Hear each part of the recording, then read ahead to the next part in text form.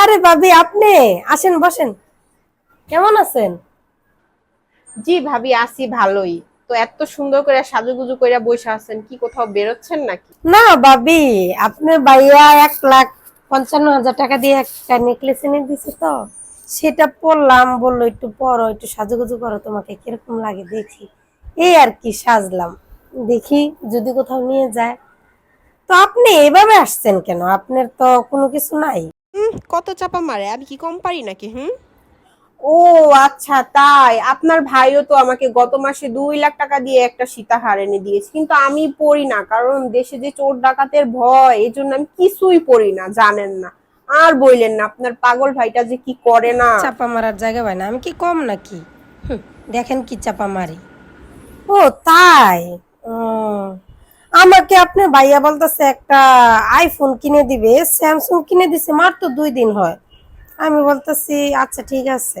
কি বলেন, স্যামসাং? আমাকে তো আইফোন কিনে দিচ্ছে। ওই চোর ডাকাতের ভয়েই তো আমি নিয়ে আসতে পারি নাই, না হলে আপনাকে দেখাইতে নিয়ে আসতাম। কি একটা চোর ডাকাত চোর ডাকাত বলতেছেন? আমি এত গয়না পরে আছি।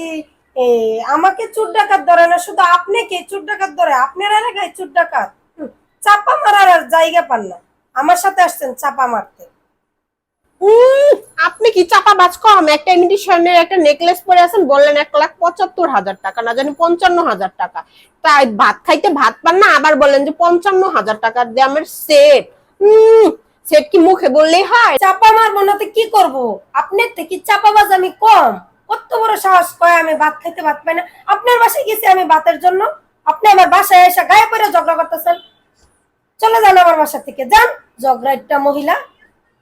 ওনাদের বাসায় আসি দেখে অপমান করে বাইর করে দিল, থাকলাম না আমি আপনার বাসায়, তাতে কি হবে? যাইয়েন আমাদের বাসার নিচতলা, একদম টেঙ্গি ভাইঙ্গা হাতে ধরাই দিব। আরে যান যান যান, বেরোন। চাপা মারতে আসছে, আমি কি চাপাবাজ কম নাকি? কত বড় সাহস! সে ভাবছে আমার সে চাপা মেরে উপরে থাকবো। সে তো জানেই না যে আমি কত বড় চাপাবাজ।